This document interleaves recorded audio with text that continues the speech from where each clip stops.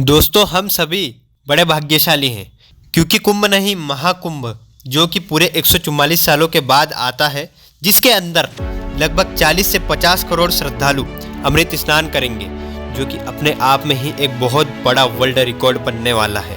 ये दिव्य पर्व और इसमें होने वाला अमृत स्नान इतना ज़्यादा रेयर है कि ये आपके और हमारे जीवन का पहला और आखिरी महाकुंभ है।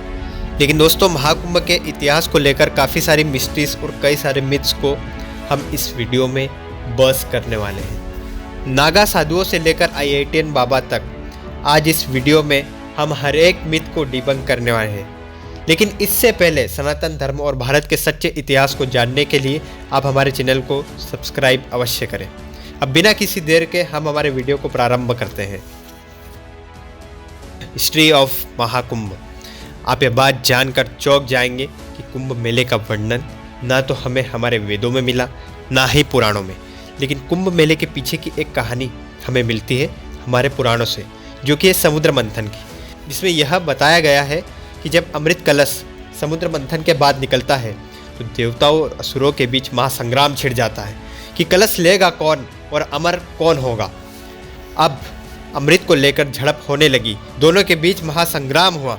इन्हीं सब के बीच अमृत की बूंदें 4 जगहों पर गिरती हैं: हरिद्वार, प्रयागराज, उज्जैन और नासिक। और कुंभ मेले के बारे में ये ही सबसे प्रसिद्ध कथा है, जो कि प्राचीन काल से अभी तक हमारे समाज में रही है। लेकिन इस कथा के सोर्स स्कंद पुराण को हम देखें तो हमें कथा वहाँ पर आज के प्रिंट में नहीं मिलती है, परंतु दोस्तों इस बात की काफ़ी ज़्यादा पॉसिबिलिटी है कि ये कथा पहले के पुराणों सोर्सेस में रही होगी और समय के साथ ये विलुप्त हो गई हो। लेकिन माना कि ये आज के टेक्स्ट में नहीं है, लेकिन ये परंपरा, इसका अमृत स्नान, श्रद्धालुओं और साधु संतों की करोड़ों की संख्या इस बात का प्रमाण देती है कि ये दिव्य परंपरा कई वर्षों से हमारे सनातन का अभिन्न हिस्सा रही है। Speciality of Mahakumbh. कुंभ सिर्फ एक मेला नहीं, गंगा मैया में लगाई हुई मात्र एक डुबकी भी नहीं, बल्कि ये सनातन संस्कृति का एक स्पिरिचुअल फेस्टिवल है, जिसमें सिर्फ हिंदू नहीं बल्कि काफ़ी सारे नॉन हिंदूज भी आते हैं और अपनी इच्छा से सनातन संस्कृति को अपनाते हैं। यदि आप एक हिंदू हैं, एक सनातनी हैं, श्री राम के भक्त हैं या महाकाल के भगत हैं, आपके पास धन है और समय भी है, तो इस महाकुंभ का हिस्सा आपने ज़रूर बनना चाहिए। दोस्तों, इस महाकुंभ में प्रयागराज की धरती, प्रयाग की वो ठंडी ठंडी हवा, महादेव की जटाओं से निकली वो गंगा माँ, सब कुछ अमृतमय और ज्ञानमय होने वाला है। अब दोस्तों, यदि हम कुंभ मेले को एक परंपरा के रूप में ही समझे तो हमारी संस्कृति में नदियों को पवित्र माना गया है और अक्सर लोग स्नान के लिए हरिद्वार, प्रयागराज, उज्जैन और नासिक जाते रहते थे। लेकिन दोस्तों, जैसा कि मैंने कुछ समय पहले आपसे कहा, कुंभ त्रिवेणी में लगाई हुई मात्र एक डुबकी नहीं, मात्र एक स्नान भी नहीं, बल्कि उससे भी कई गुना ज़्यादा बढ़कर है। अब दोस्तों, यदि हम सिर्फ कुंभ की बात करें और अखाड़ों की बात ना करें तो ऐसा तो कभी हो ही नहीं सकता, क्योंकि कुंभ की आत्मा है अखाड़े। इन्हीं के कारण ही कुंभ मेला पूर्ण हो पाता है। अब दोस्तों, कुंभ मेले में जितने भी साधु संत हैं, 12 वर्षों तक अलग अलग जगहों पर रिमोट एरियाज़ में रहते हैं और अपनी साधना करते हैं, लेकिन ठीक 12 वर्ष के बाद वो प्रयागराज जरूर आते हैं। हम आज की भाषा में इसे रियूनियन कह सकते हैं। ये आम मेलों से हटकर एक स्पिरिचुअल मेला है।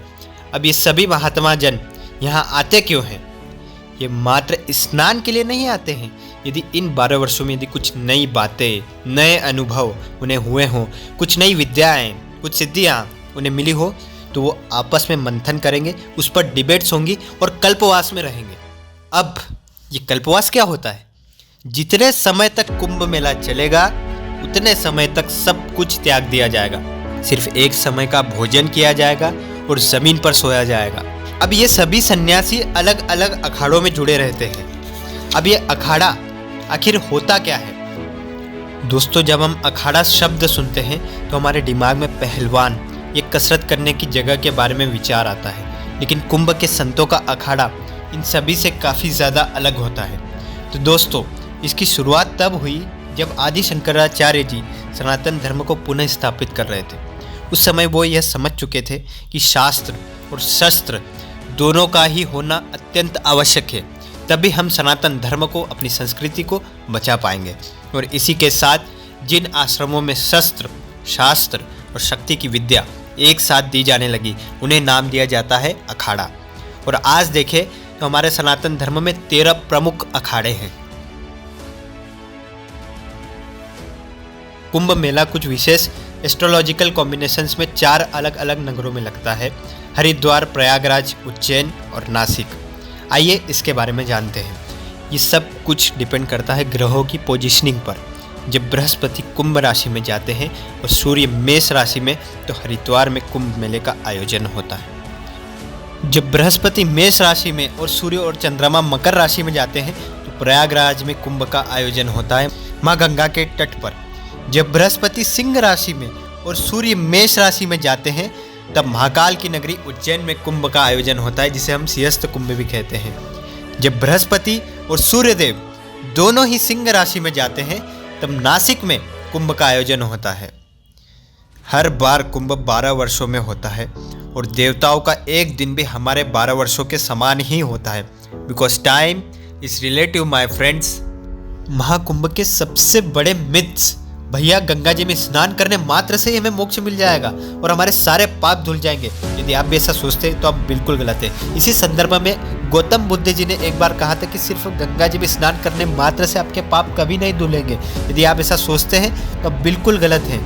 दोस्तों, हम अक्सर देखते आ रहे हैं कि हमारे दूसरे तीर्थ स्थलों पर भी अक्सर लोग घोड़े और खच्चरों पर बैठ जाते हैं और यह सोचते हैं कि सिर्फ यात्रा पूरी कर लेने से हमें मोक्ष मिल जाएगा। तो ऐसा बिल्कुल नहीं है। रही बात गंगा जी में स्नान करने की, तो गंगा जी में स्नान करने से क्या आपको मोक्ष मिलता है, इसके ऊपर हमने काशी वाले वीडियो में डिटेल में एक्सप्लेनेशन दिया है कि आपके कर्म और आपका मन दोनों ही शुद्ध होना चाहिए, तब जाकर आपके पाप धुलते हैं। दोस्तों, रही बात कुंभ मेला शब्द की, तो ये हमें हमारे टेक्स्ट में भले ही नहीं मिलता, लेकिन इस बात में थोड़ा सा भी संदेह नहीं है कि ये कई वर्षों से हमारे भारत की परंपरा रही है, क्योंकि इससे जुड़े एस्ट्रोलॉजिकल कॉम्बिनेशंस और समुद्र मंथन की कथाएं इसका प्रमाण देती हैं कि ये भारतीय संस्कृति का एक अभिन्न हिस्सा रहा है।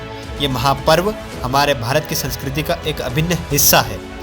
इस वीडियो को बनाने का उद्देश्य आप तक सही इतिहास और कुंभ मेले के सही अर्थ को पहुंचाना था। और दोस्तों, मेरा आप सभी से एक छोटा सा निवेदन है कि यदि आप सक्षम हैं तो कुंभ में अवश्य जाइए। दोस्तों, इस महाकुंभ में IITN बाबा फेमस हुए और मोनालिसा भी काफ़ी वायरल हुई। लेकिन दोस्तों, कुंभ एक आध्यात्मिक मेला है जहां आप अपना आध्यात्मिक ज्ञान बढ़ा सकते हैं। तो कुंभ को सिर्फ एक टूरिस्ट स्पॉट ना समझे और ना ही ये एक स्नान तक सीमित है। यदि हम अभय सिंह जी की IITN बाबा की बात करें, तो उनकी जीवन गाथा देखकर हमें यही समझ में आता है कि पैसा कुछ होता है, लेकिन सब कुछ नहीं होता।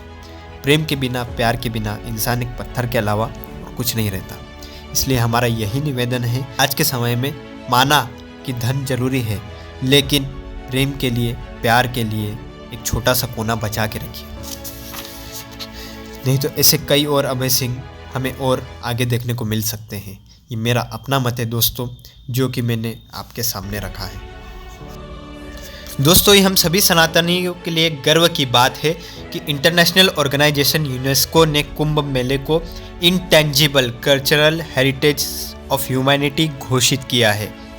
इस महाकुंभ में लगभग 40 करोड़ श्रद्धालु आने वाले हैं।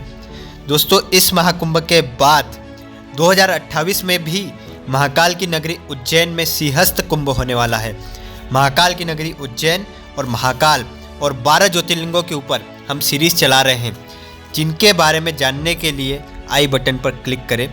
और यदि आप भी सनातन धर्म को और गहराई से जानना चाहते हैं तो आज ही हमारे चैनल को सब्सक्राइब करें।